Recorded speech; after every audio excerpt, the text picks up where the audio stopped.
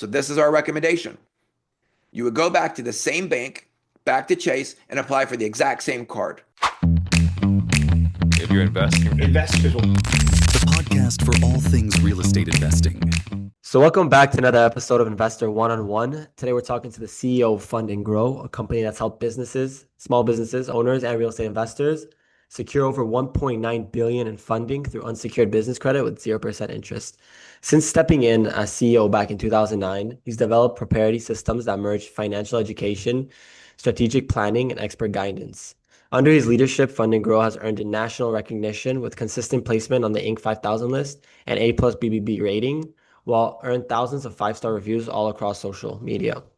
In an industry flooded with misinformation, he's built a company known for its transparency, integrity, and client-first approach.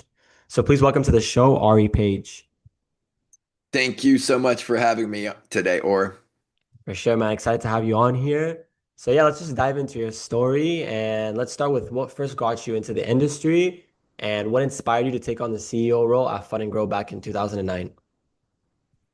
So that's a great question because at the time in 2007, 2008, I was working with a gentleman who has since passed. His name was Dave Candle, and he was a mortgage broker. So he was teaching me all about brokering mortgages, and we were doing specific loans and only specific zip codes. And as the crash, everyone remembers the great crash of 2008. But before that, mortgage companies were having problems where the loan to value amounts were just dropping. Internally, what they could loan out was just dropping pretty quickly. And so we had quite a few loans that we were in the process of closing, but because the LTV was dropping, suddenly the client needed to cough up more cash. And what we found was that we were able to get this difference of this amount of cash that we needed to as a down payment by using business credit cards. So the clients that we were helping at the time, they were all businesses. And so what we did was we took their business, their separate business, and applied for a business credit card. And we were using those funds to make up the LTV, the loan to value drop, that difference. Sometimes it was 10%, 20%. We had one that was as high as 30%. And it was at that point that we realized that the real gold that we have here is how we can set up these high limit business credit cards. And we were getting, in some cases, 300, 400, 500,000 of it within a few weeks of applications. And back then, they weren't even doing cash advances the way they're doing it today. You could call them, and for a $75 ACH fee, they would just dump all the money in your bank account off of the credit card. Now, of course, in today's world, you have to do a cash advance to do something like that. And for Fund&Grow clients, we actually have third-party payment services that we use that allow the use of a credit card for any type of payment that you want to make. So even if you're trying to spend with a vendor that doesn't accept credit card, there's third-party payment services that will make that payment for you. You swipe the card and they pay the vendor for you. So what we found was that clients were having a much harder time getting access to the mortgages. The real gold was getting the business credit cards. And then after that, we got out of the mortgage game altogether and started helping businesses with business credit, because as the markets crashed, the amount of mortgages, everybody knows, it was going down and down and down and down and down. It dwindled tremendously. Most mortgage companies went out of business. But what we found was that the banks are just big cash flow machines. They have to spend, or they have to lend money in order to make money. So they were lending money, and they just weren't lending it through those traditional mortgages that they had been doing that had caused the 2008 crash. So they were finding new ways, and they needed ways where they could determine the worthiness of the borrower and do it through a proper process, unlike what was happening with mortgages up until that point, because they changed a bunch of rules, and that's why we had the crash of 2008. However, that was not happening with business credit cards and with business lending in general. That's not where the crash was happening. So banks rekeyed, and they were putting out money through the programs that were more effective, that were already working. Obviously, the mortgages were crashing, but they had other lending programs that weren't. So they started pushing out more money through those programs, through business credit cards. And that's kind of how we got into it. We were working with a couple of affiliates at the time, and they were like, "Hey, instead of you guys charging by the hour for this, 1,500 bucks an hour, we need you to put together into a package." And so we put it together into a package, and then that's how our membership was created. That's amazing, man. And following up on that, for those that are unfamiliar, what exactly is unsecured business credit and how does it differ from traditional financing? So traditional financing is something that's tied off of an asset. Everybody knows a car loan. You go to get a car loan. If you don't pay on the car loan, what are they going to do? They're going to take your car. If you get a house loan and you don't pay on the house, what are they going to do? They're going to foreclose upon the property. So on asset-based lending, you always have to put up a asset, meaning you have to have something to put up. With unsecured, that means you're getting funding that has not been secured on an asset. So a lot of times people think that that unsecured credit means that we haven't secured them the credit. We haven't gotten them the credit. It's unsecured. It has not been secured on my behalf yet. That's not what it means. When we get credit, credit needs to be either securitized or it needs to be an unsecured form of lending, meaning that they have access to an asset to take from you should you not pay the loan back. Credit cards, business credit cards, are just the coolest ever because they are unsecured. They can't take your van. They can't take your company car. They can't take your property. They can't take your firstborn because it's not secured off any type of asset. It's all credit based. That's good to know, man. Thanks for sharing. And, we work with thousands of investors across the country. How did you first realize that this kind of funding could be such a powerful tool for real estate investors? So when that crash was happening that I talked about, and we saw that mortgages and hard money loans and all of these kind of loans were dwindling at the time, and but the bank credit cards were just those divisions were getting bigger and bigger, the limits were getting bigger and bigger, and that's when we realized, hey, this we need to package this into a program and to be able to help a lot of people. And since then, we've helped over 30,000 businesses. So we've generated almost 2 billion in business credit cards. Wow. And in your opinion, what kind of real estate investors, benefit the most from this fund and grow model? So this is not for like single family people trying to buy a home. You know what I mean? This is for investors. This is for rehabbers, for flippers, for wholesalers, for any type of real estate investor that's trying to make a return on their investment. Would I recommend that someone use this to buy their first family home that they're going to live in? No, that's not what business credit is for. Business credit is for enhancing your business. It's to help you do more deals. It's to help you pay for the rehab. Let's say that you're using a hard money loan or a mortgage to buy the property. How are you going to rehab it? You need business credit cards. Business credit cards are the best thing to use for rehabs. You go right to Home Depot, you just swipe the card, and guess what? Or we actually tell me one loan that you get paid money back. Do you get money back on a mortgage?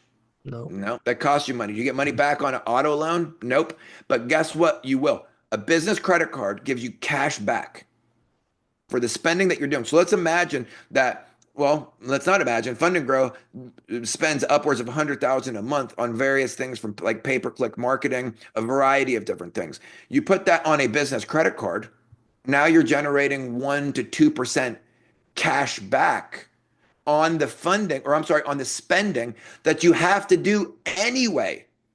If you were planning on flipping this property and you're going to be putting that money into escrow, you might as well put it off the credit card. What you can do, you write off a credit card, put it into an escrow account, and we can show our clients how to do that.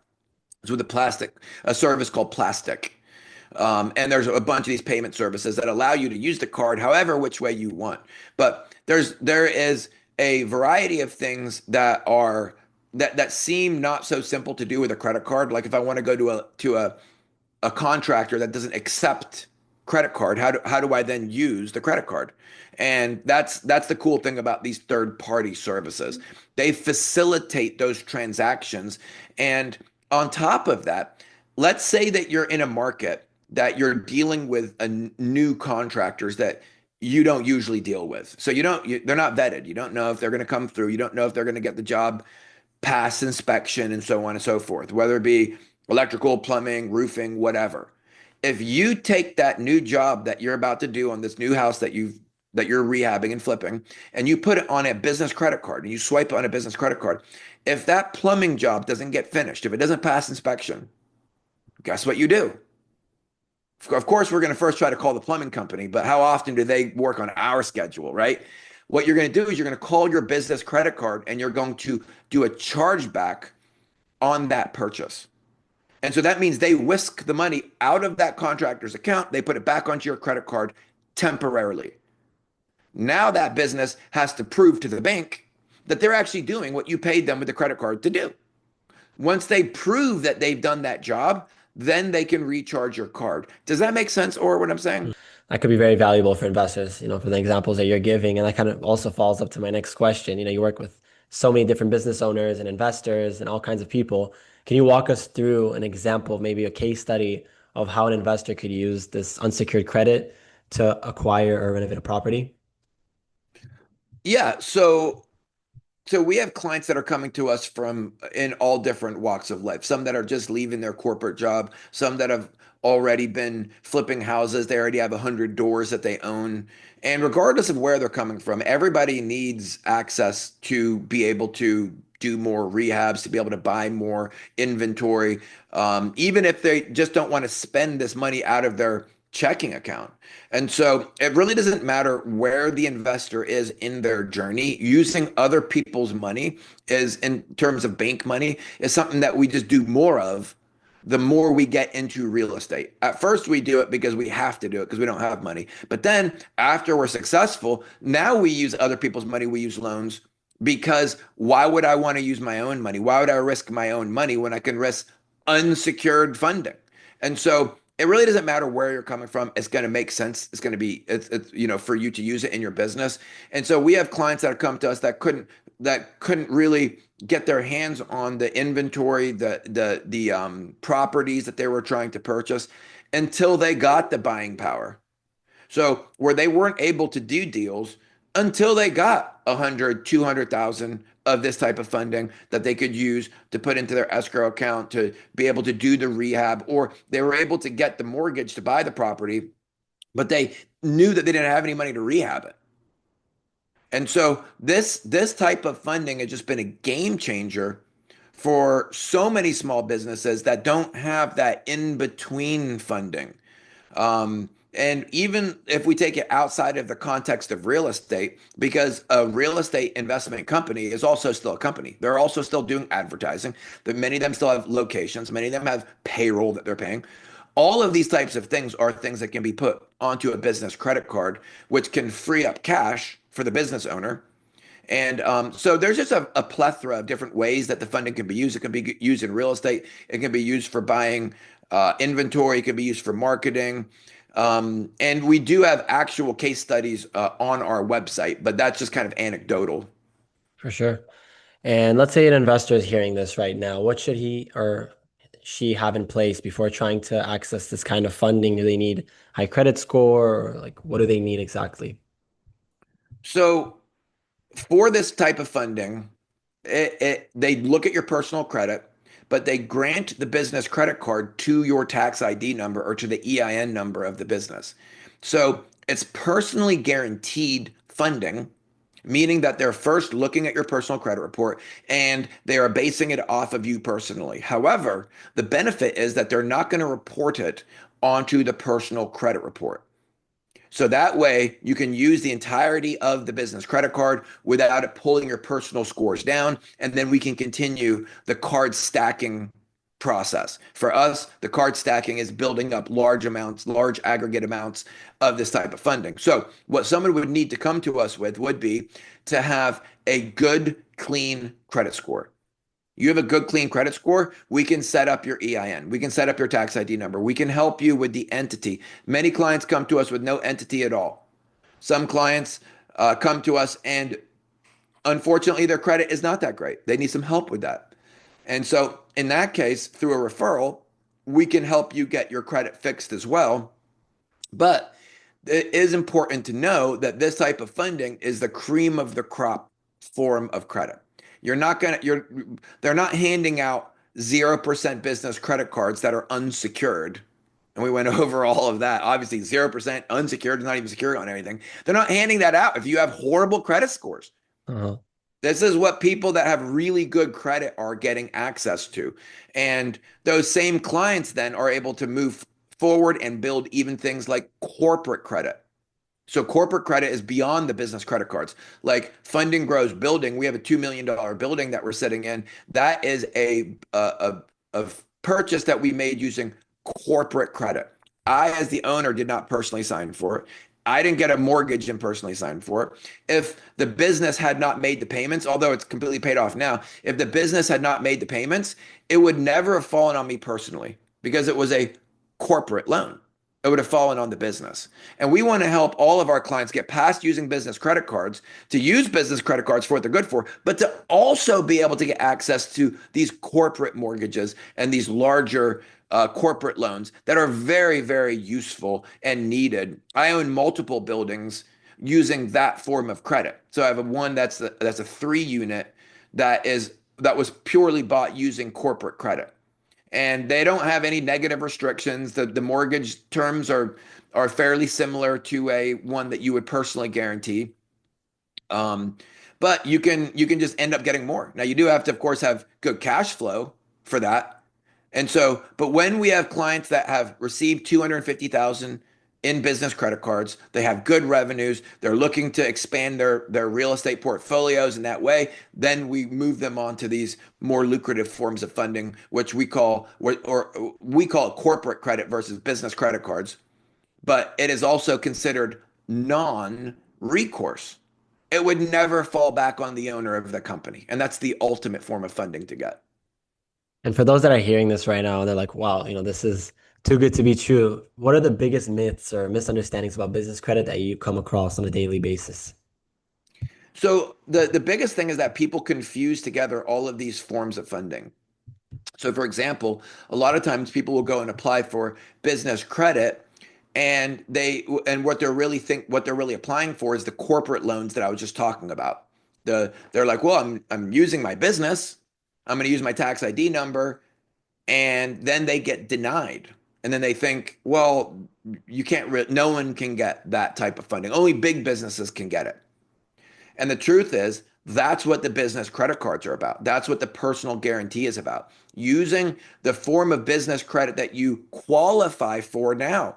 If your business is a successful business and you have good credit, you're going to get access to credit for businesses through business credit cards long before you're going to get the non-recourse funding.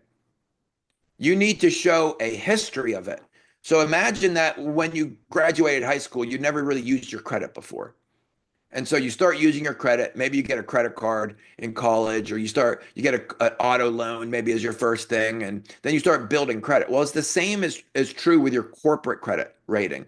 You have to start to build it and then build it up. When you first start getting exposures to your Dun & Bradstreet report, it's not going to show up as a full credit report. It's going to be a bad score because you only have a few things reporting. So you have to build that up, report multiple things, and then you can start getting access to those larger loans. But in the meantime, before someone's built that up, one thing they have been building up is their personal credit.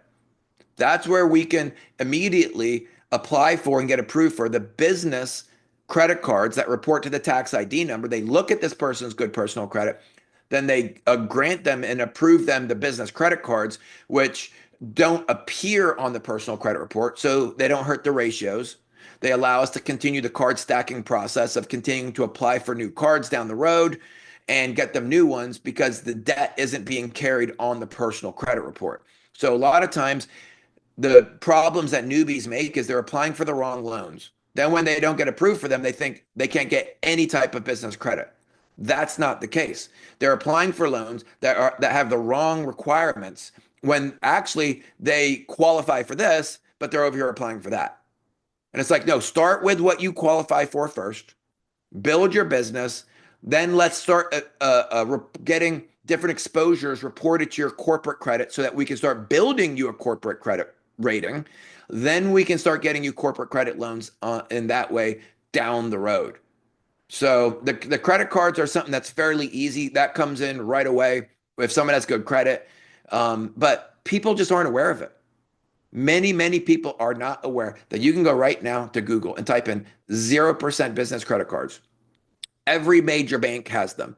American Express, Bank of America, Chase, every single bank has them. And it's the easiest thing to do to card stack. In fact, if someone believes it's too good to be true, just listen to this. I bet they already have a credit card. If someone's listening into this, they probably already have a credit card. So let's imagine that you have a $10,000 card, a $10,000 Chase card. And for the sake of this conversation, I'm going to put it into the psychology of card stacking. So with card stacking, we're looking at that 0% introductory rate. That's what we're using here on these credit cards. So let's say that you got a $10,000 card from Chase. It's got 12 months of 0%.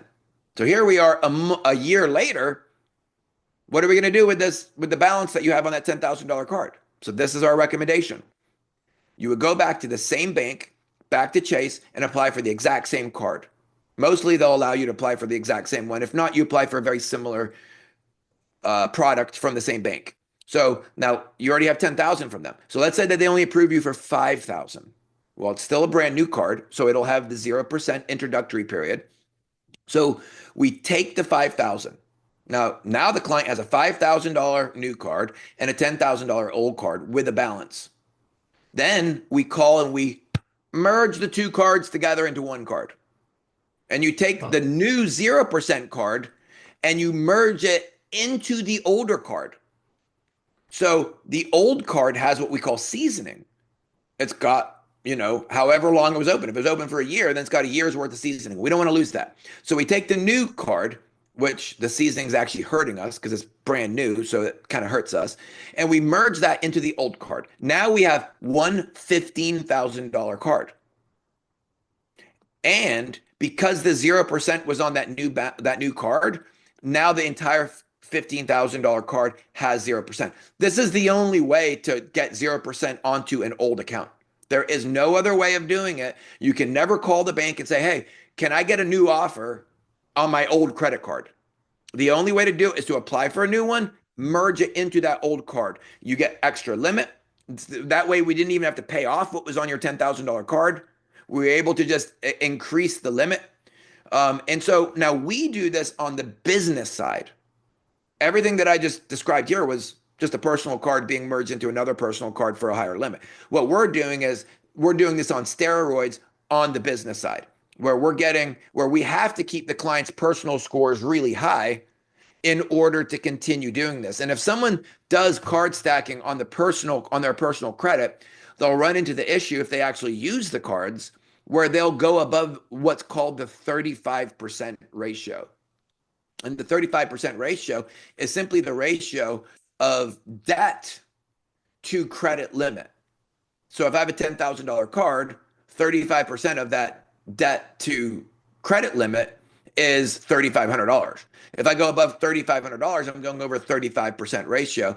And then, so if I put $5,000 on that $10,000 card, my scores are going to come right down. How am I going to apply for new 0% cards now? I can't. So it's critical that we do the 0% card stacking process using business credit cards that report to the tax ID number, because then we can leverage the card and your personal scores still stay high for when we do the next application round. And they don't even, the balances don't even show up on the personal score because it's business credit cards.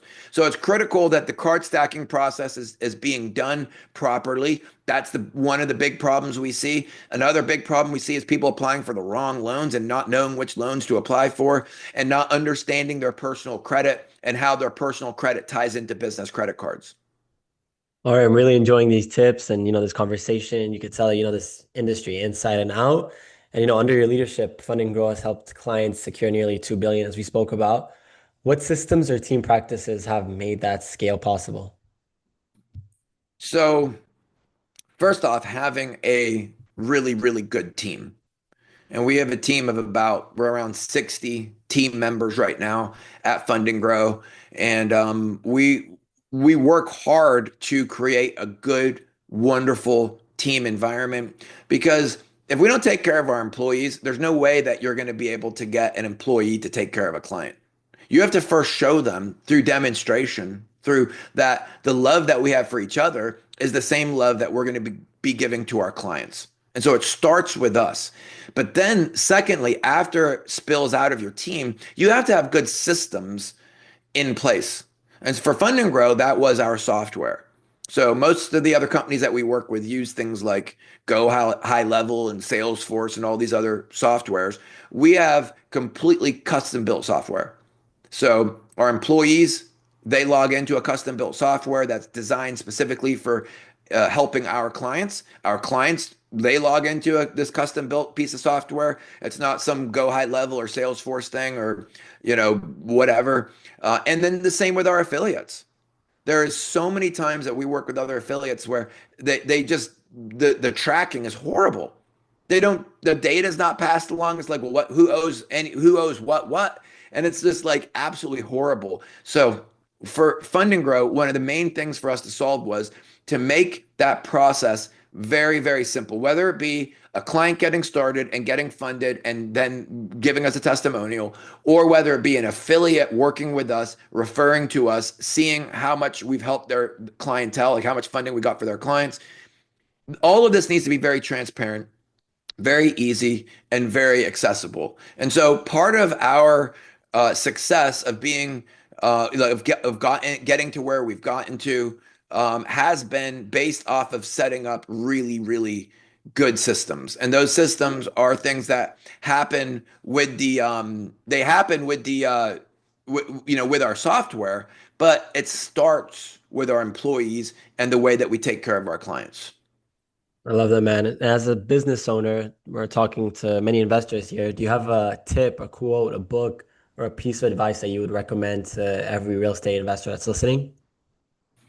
Well, I'm a big believer in the law of attraction, and my favorite teacher on that subject is Esther Hicks. And so I definitely recommend all of Esther's books. But my advice to an entrepreneur is the same advice that I needed. And what that was to step out and to start making something happen for myself. And at first I left my blue collar job to work doing mortgages with Dave. But then after that, I literally bought the company from Dave and created an entirely different, a new thing. And that never would have happened if I was living in the fear of worrying. If it wasn't for learning about the law of attraction, guiding myself, my thoughts, my way of thinking, I never, ever in a million years would have stepped out and tried something new. And people look at me and they look at you, and they say, well, you guys can do it, but I can't. But that's who we are. We see other people and we're like, can I do that? And we're just getting out there and doing it. We're just doing it. And so, guess what? You know what? We mess up too. We mess up and we're not worried about that. We're more worried about fixing things, moving forward, helping clients, creating something. And if I can find a way of helping another 50,000, another 100,000 more clients get access to $250,000 of funding for their businesses, imagine the ripple that has across America. That's the kind of impact that Fund and Grow wants. We've already helped 30,000 businesses, and we want to help another 100,000 more. I love that mindset, man. And I can't wait to see that happen. And to end this, what's next for you on a personal and a business level? Your next steps? Well, I had actually stepped out of running Fund and Grow for a number of years. And this year, I stepped back in full time as the CEO because I had lost my wonderful COO to another company. She had received just an offer that was too good, so she moved on, and that's given me the wonderful because I was like, am I going to hire someone, or should I step in? And I decided that I wanted to become active again, and it's been the best thing that I've done in the last 5 years. Was become active again as the CEO, be back at the helm of leadership of the company, and I can see us we're already interacting with so many new affiliates, so many new student groups that need help. I again, as I was just saying, my goal, my personal goal, is to help 100,000 new businesses, and to try to do that, in a much more rapid pace. I don't have a number or anything in terms of years, but we've helped 30,000 people over like the last pretty much 10 years. I'd like to speed up the rate of that. Now that all of our systems are in place and everything that we have is in place, we're now positioned perfectly to be able to make those numbers a reality. So that's what I'm personally excited about, stepping back in and really pushing our numbers higher and seeing how many more people we can help. I love that, man. So excited for you. And, I truly enjoyed our conversation today. Thank you so much for sharing your story and wisdom with us today. It's been a pleasure having you on Investor One-on-One. If our listeners and our investors want to connect with you, learn more about you, what's the best way to find you? They can come to fundandgrow.com and they can opt in, or they could also call us. We have a phone number on the site, and we can also put a link below for the motivated sellers link. That's For probably sure. what we should do. Perfect, man. And to everyone watching and listening, thank you for tuning in. Stay connected for more interviews with nation's top industry leaders. Thank you, Ari. Thank you.